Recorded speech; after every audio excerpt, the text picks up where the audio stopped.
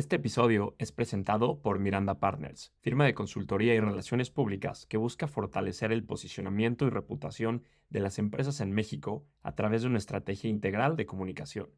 Con servicios especializados en relación con medios, relación con inversionistas, asuntos públicos, ESG, asesoría financiera, análisis de datos, Miranda Partners es el aliado estratégico para posicionar a las empresas en el país. Para conocer más sobre Miranda Partners, visita miranda-partners.com y síguelos en sus redes sociales. Hola Javier, bienvenido al podcast. Hola Fran, muchas gracias por la invitación. Muy feliz de estar acá, pues compartiendo un poco más de lo que estamos haciendo. Muy emocionado. Como siempre, me encanta empezar. ¿Cómo nace Imagine Ventures? Una historia entretenida porque Imagine como Imagine, antes de hablar quizás de Imagine Ventures, que a responder la pregunta, nace hace más de 11 años. Imagine partió como una incubadora. Fue los socios iniciales de Imagine, todos empresarios del mundo de la tecnología. Y estamos hablando de más o menos el 2012-2013 en el ecosistema chileno, que era bien naciente. Todas las incubadoras eran universitarias, no tenían una mirada más empresarial, era una mirada bien académica de la transferencia tecnológica. Y ahí este grupo decide armar una incubadora, pero también requerían como apoyo porque no tenían esa expertise de incubación.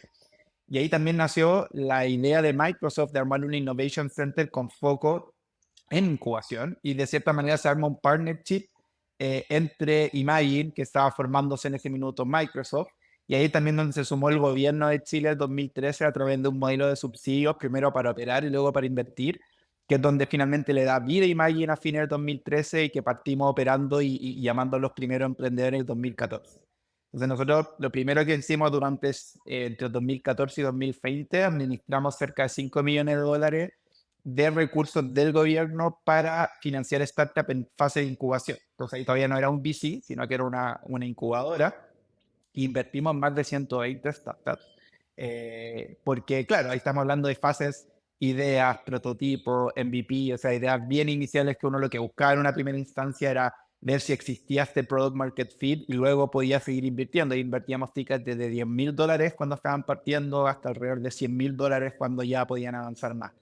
Y es un portafolio bien interesante que era en ese minuto 100% agnóstico porque era un ecosistema diferente, también menos desarrollado. Cerca de un 30% de ellos sobrevivieron, que igual es una cifra alta, entendiendo que es un fondo de incubación, no un VC obviamente tal. Y luego a fines del 2021 decidimos decir, bueno, ¿cuál es el próximo paso de Imagine? Y un poco el paso natural era, bueno, con toda esta expertise y know-how que hemos logrado, ¿por qué no hacemos un fondo de Venture Capital que siguiera un poco esta posta de lo que hacía la incubadora y aceleradora? Entonces, por un lado, sigue la incubadora y aceleradora, pero el 2022 es cuando se decide armar Imagine Ventures, que ya es nuestro fondo de Venture Capital, que es un fondo que se enfoca en pre-seed y early seed.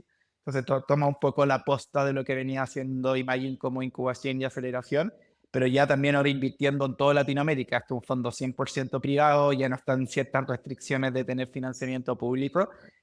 Así que así es como nace este fondo que hoy día está invirtiendo en startups de todo LATAM. De todos estos años con Imagine, ¿qué fue lo que aprendieron que hoy lo trasladan a Imagine Ventures, ¿no? Al fondo de VC? O sea, ¿qué implementaron, qué se dieron cuenta en el ecosistema o de las oportunidades que revisan y cómo se construyó la actual tesis de inversión? Buena pregunta. Mira, lo que nos dimos cuenta por un lado fue que no bastaba con solo entregar financiamiento, y que quizás todos los VC dicen esto, más que financiamiento, pero también nos ha pasado en esta lógica coinversión, que igual vemos que hay VC que son muy pasivos, o que es como, ok, quiero un reporting de data, de cómo van, y sería un poco la intervención que tienen los VC.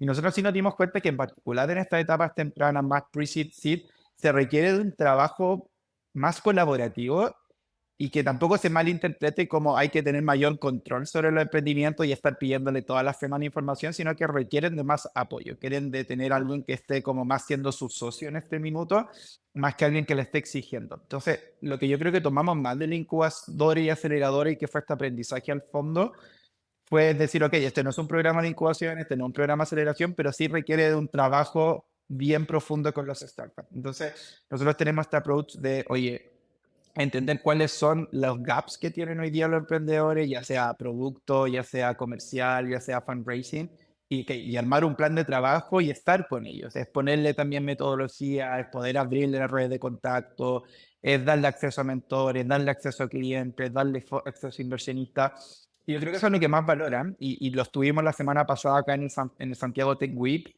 Y claro, por ejemplo, los startups de Colombia, México vinieron, quedaron impresionados con la cantidad de reuniones que pudimos armarle en una semana. Y eso es un poco también lo que nosotros decimos, ok, que aparte del capital, aparte pues, es cómo te podemos generar valor. Y yo creo que eso, que se vive mucho en una incubadora y aceleradora, que uno está haciendo talleres, que uno está haciendo workshops, que uno tiene reuniones, mentoría, como que al final tratamos de adaptar eso a un modelo más VC, y yo creo que eso ha generado hoy día.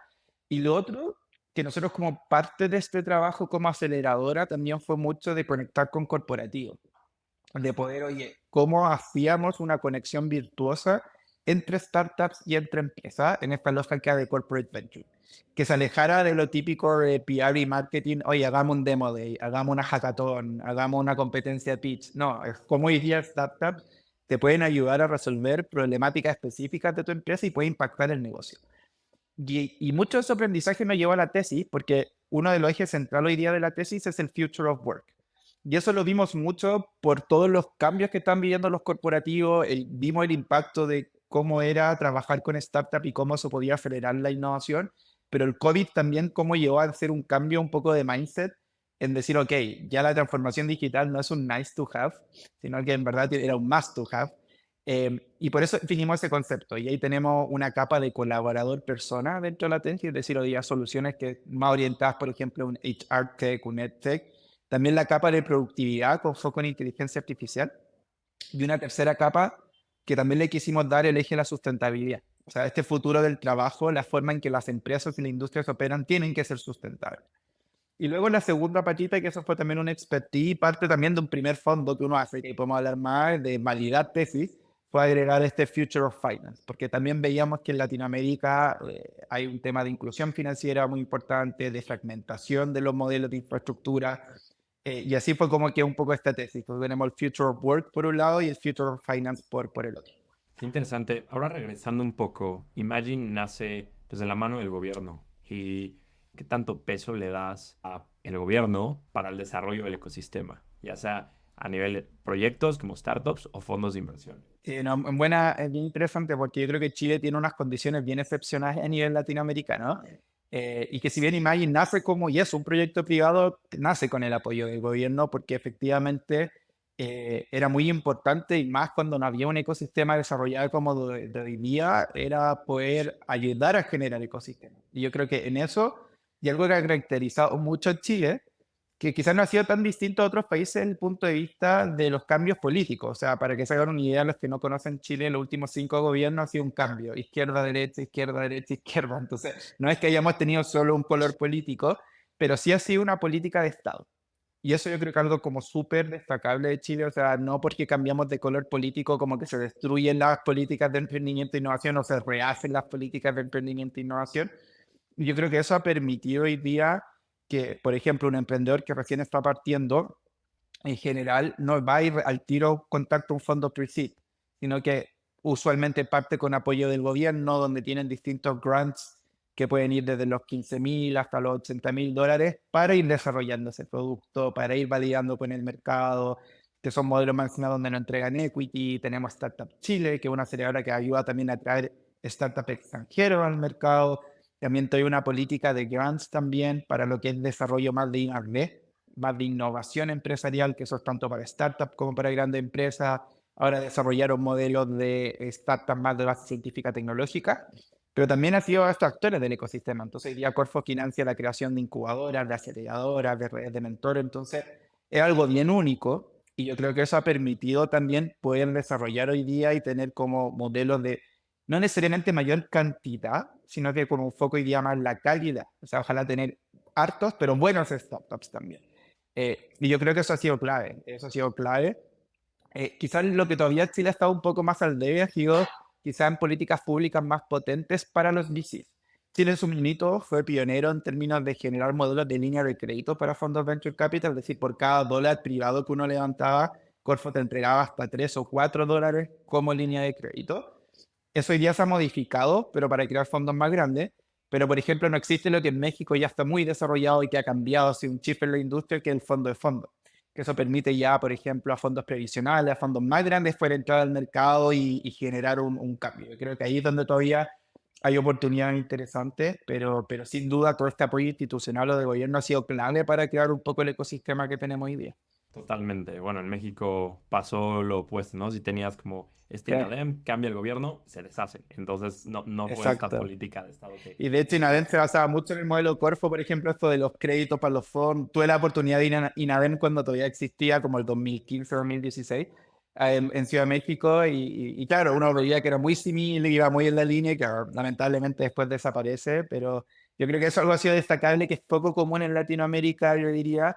Quizás Perú lo ha mantenido un poco también, pero el resto de los países cuesta que hay una consistencia, al menos en este tema, que es un tema más transversal, quizás menos político, sino que más de futuro. Justo. Ahora, el nacimiento de Imagine. ¿Cómo fue el proceso de, desde la idea de crear este fondo hasta ya realizar la primera inversión? Sí, yo le digo a los emprendedores que muchas veces que como que subestiman a los inversiones desde el punto de vista de que cuando dicen, no, es que es muy complejo levantar capital. Y le digo, bueno, a ustedes quizás le toma 6 meses levantar una ronda. Cuando uno está haciendo fundraising de un fondo, está años en ese trabajo. Entonces, fue un desafío, y ya uno de los desafíos más grandes a nivel personal que he desarrollado, y también con Magin, porque si bien teníamos esta expertise y habíamos logrado levantar muchos recursos públicos, es un perfil totalmente distinto ir a levantar recursos privados. Nosotros cuando parte esto el 2021, nosotros primero nos apalancamos harto en un programa de VC Lab, que es una aceleradora mundial de VCs, que de hecho ya creo que ha ayudado a crear cerca de 500 fondos de inversión en todo el mundo. Nosotros fuimos uno de los primeros cohort, el cohort 4.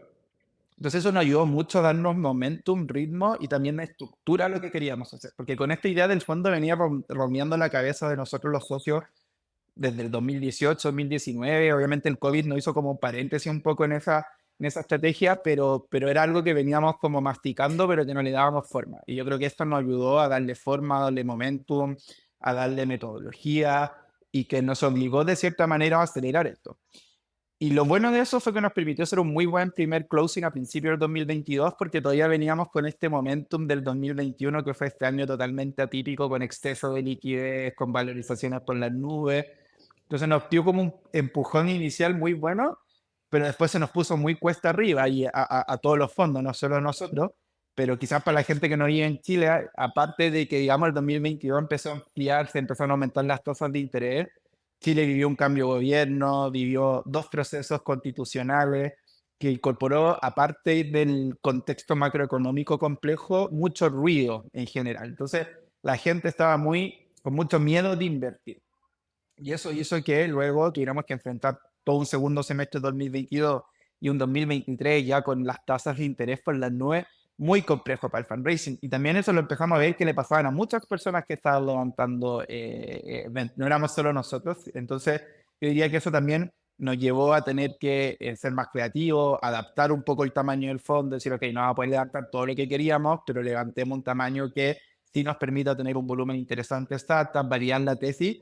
Y yo creo que tener esa plasticidad de decir, bueno, después mejor pongamos encerrar esto y luego poner el foco en un fondo 2, ya con condiciones de entorno más favorables para poder hacer esto. Entonces, a fines, nosotros a principios de este año, después de 2 años de fundraising, lo terminamos. Con eso nos va a permitir invertir en 15 startups, que era un poco el tamaño que queríamos invertir. Ya llevamos 9 de esas inversiones, pero sin duda fueron 2 años muy complejos, y que yo creo que hay uno y también a los emprendedores muchas veces se les olvida esa parte, que al final tú, el VC, también hace este trabajo de fundraising, también hace el trabajo de ir a buscar inversionistas, de convencerlo por mucho más tiempo. Entonces eso también nos puede ayudar a empatizar mucho por un lado, pero también cuando uno la apoya o les da sugerencias de estrategia de fundraising, no lo habla de la teoría, sino que uno lo vive como partner, de tener que salir a levantar finalmente capital con distintos LPs. ¿Y con qué tipo de LPs levantas capital, no? O sea, tienes una cubeta de varios, ya sea high net worth, family offices, institucionales y también de ubicación. O sea, un fondo de Chile, bueno, a ver, en su caso particular, ¿dónde es donde levantaron capital? Mira, fue una buena experiencia, porque si bien obviamente la mayoría viene de Chile por una cosa lógica, que tenemos mayor red. No, el foco principal de este primer fondo fue harto High Network Individual, y que yo creo que va un poco también por la red más cercana que teníamos y que conocían. Entonces nosotros ya teníamos, por ejemplo, gente que ha sido mentora de Imagine, que ha sido inversionista en startups, que ya conocían nuestra labor como aceleradora, la tenían validada y que quisieron invertir. Luego tenemos desde nuestros mismos partners como Microsoft, que ya llevamos más de 12 años de relación. Tenemos hoy día ejecutivos de Microsoft, no solo en Chile, en Estados Unidos, que invirtieron en el fondo porque conocían un poco el track record y todo lo que construimos en conjunto a nivel sistémico.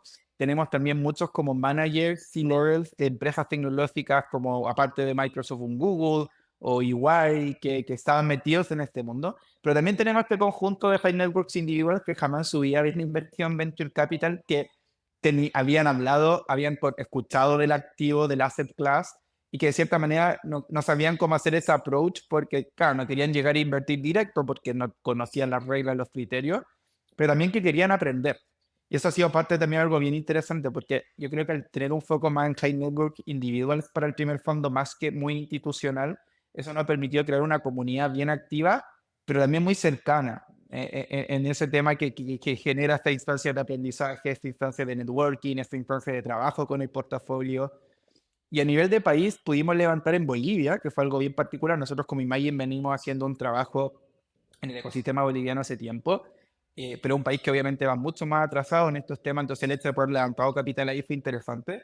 También gente que vive latinos en Estados Unidos.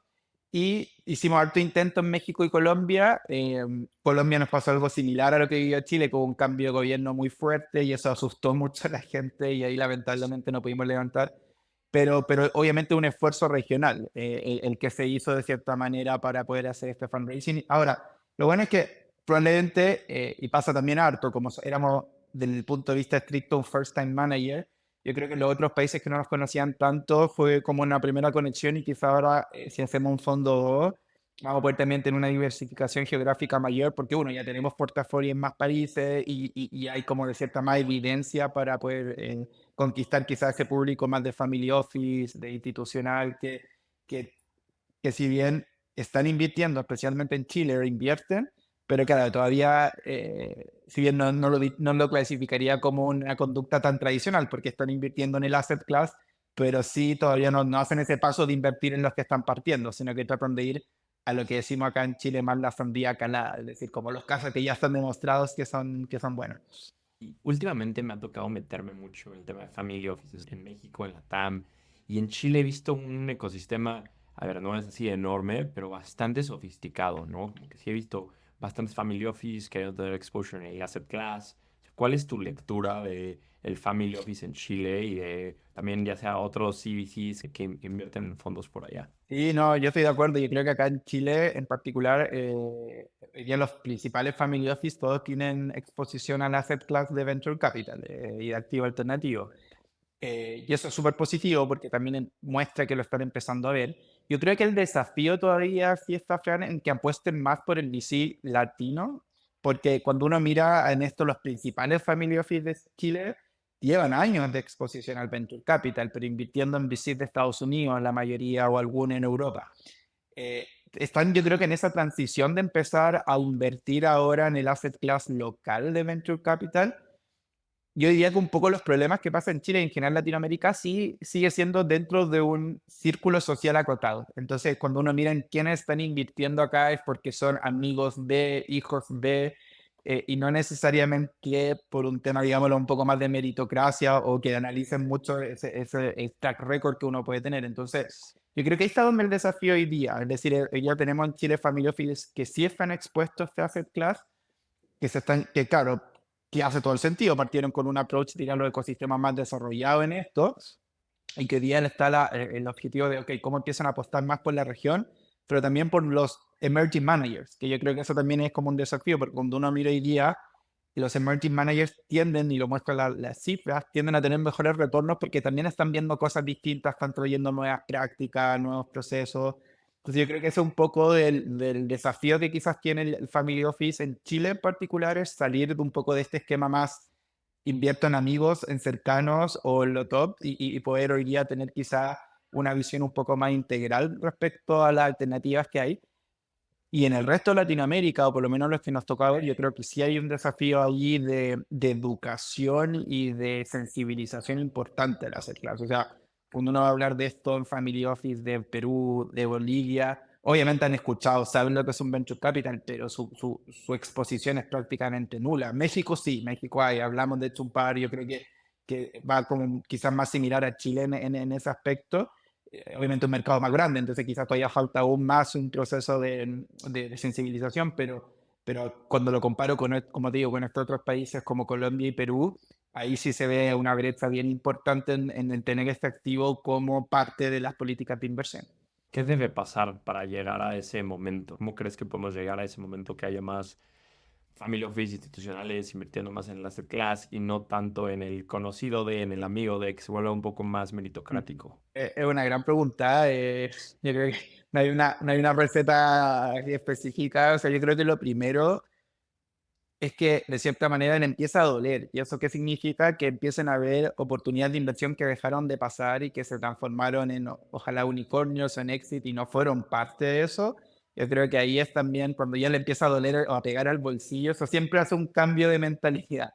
Y más, yo diría que en mentalidades muy tradicionales. ¿Ya? Ahora, para eso siempre hay tiempo que va a pasar. Entonces, pasó mucho acá en Chile, por ejemplo, Notco, uno de los unicornios en el mundo foodtech, cuando empresas de alimentos tuvieron la oportunidad de invertir en ellos en etapas tempranas y no quisieron, y ahora ven en lo que se han transformado, que hay un Jeff Bezos invirtiendo en ellos. Claro, eso sí les duele, eso es una conversación en el directorio de la empresa. Entonces, y ahí es donde se empiezan a generar los cambios de mindset, porque esto es muy top-down. O sea, claro, podemos tener un gerente de innovación muy pro esto, pero si el directorio no lo valida, no va a haber un cambio. Yo creo que los family office, lo que está ayudando a ese cambio son los cambios generacionales. Cuando están entrando las segundas generaciones, terceras generaciones, que son parte de esto, que se desarrollaron profesionalmente en un ecosistema donde ya el mundo startup existía, no se veía como algo raro, algo nuevo.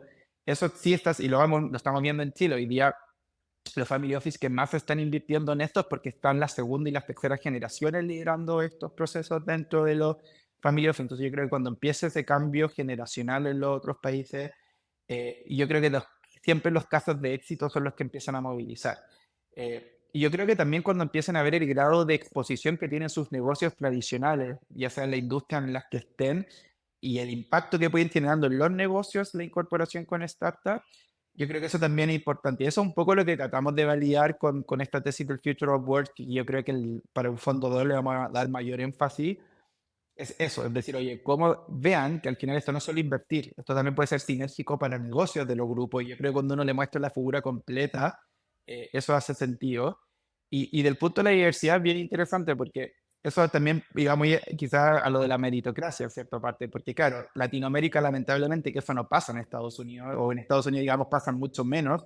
Allá sí es más basado, oye, que creo en ti, no quiero invertir solo en hombres blancos, heterosexuales, sino que quiero tener diversidad de género, diversidad sexual, diversidad étnica, porque se entiende el valor muchas veces de eso.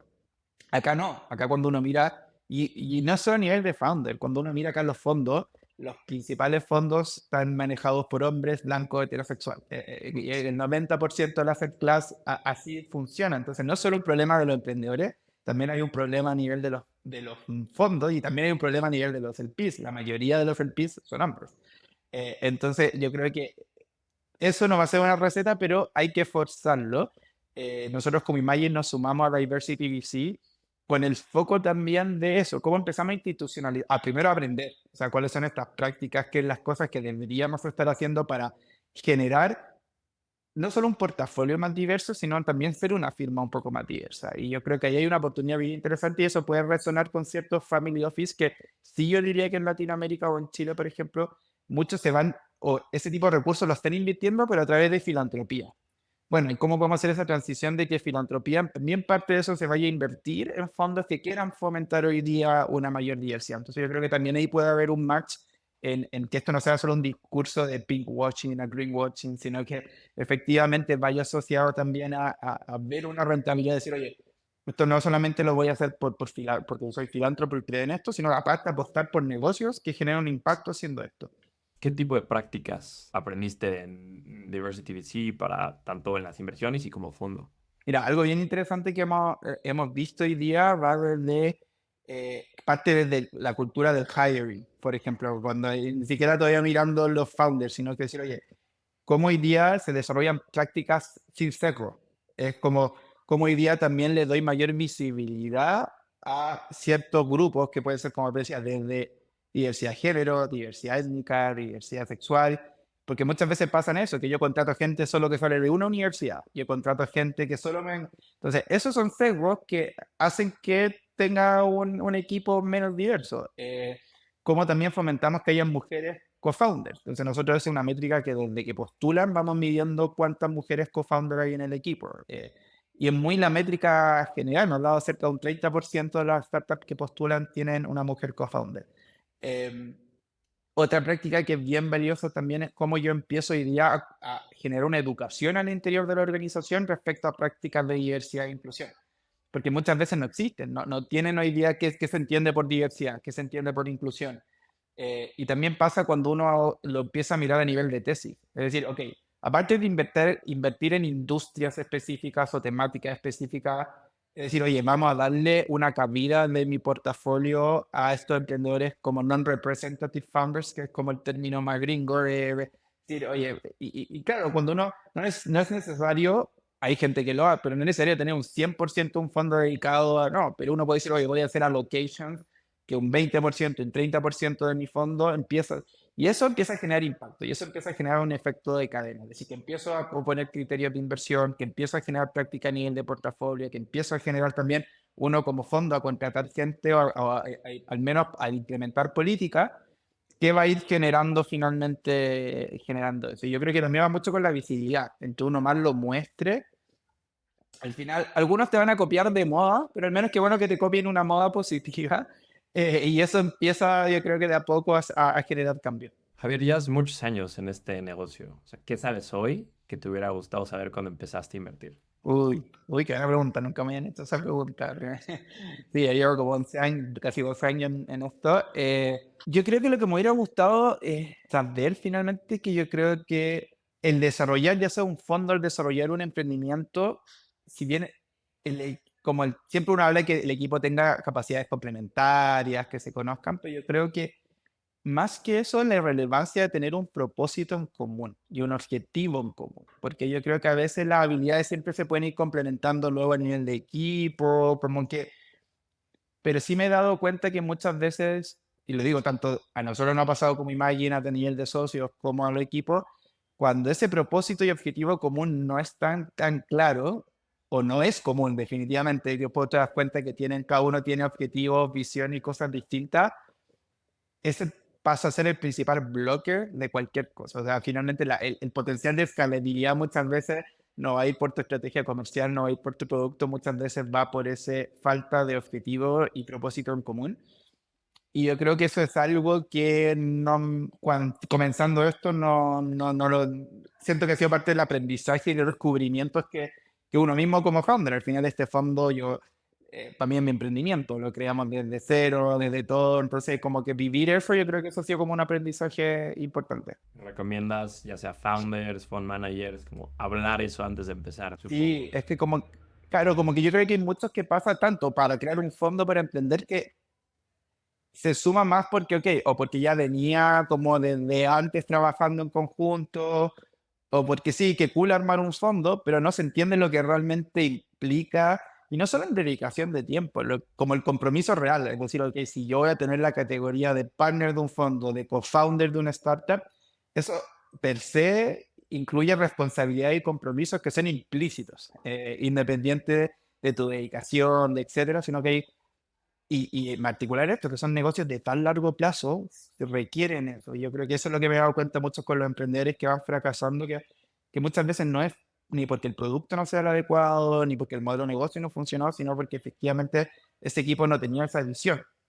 Y como esto es de tan largo aliento, claro, a la mitad del camino se quedan sin ganas, sin gasolina y quedan ahí.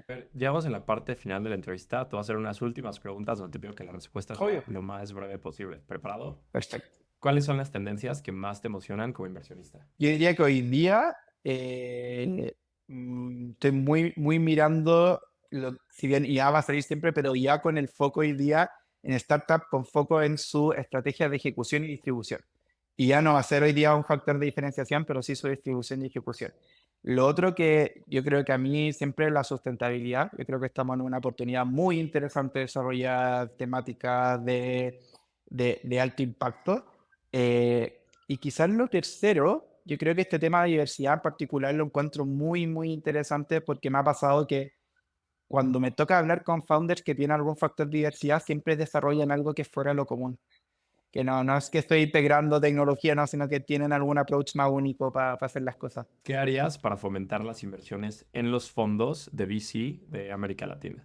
Yo creo que es clave hoy día potenciar y enfocarse mucho más en los fondos más vintage, que estuvieron los primeros en generar éxito, en generar casos de éxito. Yo creo que cuando se empieza a demostrar y se saca el mito que la TAM no es capaz de generar éxito, por consecuencia va a llegar más dinero a los fondos y a los startups también. Entonces yo creo que ahí es donde tiene que estar el foco hoy día de ojalá de generar, más que necesariamente buscar múltiplos gigantes, es mostrar que sí es capaz de generarse retornos y que hay liquidez. ¿Generalista o especialista? Yo diría una transición especialista. No creo que Latinoamérica esté listo para tener fondos completamente especialistas, pero sí creo que ya es hora de estamos en esa transición para pues, también poder generar mayor impacto en lo que estamos haciendo. ¿Qué consejo le darías a un first-time fund manager? Que busque esta gente con un objetivo común, que efectivamente yo creo que entiendan que esto es un negocio de muy largo plazo, por lo tanto la visión y el propósito tiene que estar muy alineado. Segundo, yo le diría que tiene que tener una buena red de conectores. Esto al final es un negocio de networking, o sea, hay que conocer y conocer y conocer gente. Pero claro, armar todo uno solo esa red es muy complejo. Entonces yo creo que apalancarse en conectores es muy, muy potente. Y lo último es validar que efectivamente hay un interés, por lo menos hay gente, un 10% del fondo que uno quiere armar en tamaño, hay gente que se puede comprometer sin ser un back antes de empezar a armar todo, porque ahí veo muchos fund managers que empiezan a armar todo y que lo legal y ni siquiera tienen $100,000 de commitment. Entonces eso también sería una recomendación. Por último, ¿cómo ves a Imagine Ventures dentro de 5 años? Yo espero que en 5 años ya con exit, con los primeros exits del fondo, espero que ojalá ya tengamos para 5 años más, ojalá ya hayan levantado un fondo 2 y estar ojalá empezando a levantar un fondo 3. Espero también que podamos sumar partners que complementen esta visión y que estén alineados también a este propósito común. Y yo sí espero que seamos como un articulador de ecosistemas, que yo creo que en Chile lo hemos logrado y mi propósito ojalá como fondo podamos hoy día estar articulando con diversos actores a nivel LATAM, con incubadoras, con aceleradoras, o sea que lograr finalmente un trabajo sinérgico. Javier, muchísimas felicidades por todo lo que han hecho. Me encantó platicar contigo. Seguramente vendrán muchos éxitos ahorita para Imagine y lo mejor en estas siguientes inversiones y ya con los fondos futuros. No, gracias Fran, y ahí feliz de que sigamos colaborando, ojalá coinvirtiendo y haciendo más cosas, así que muchas gracias por la invitación y feliz también, y ahí todos los que estén interesados en saber más de Imagine, pueden visitar el sitio imagineventures.tech, TSH, y ahí felices de poder ojalá conocer a emprendedores que estén haciendo más cosas geniales para la región.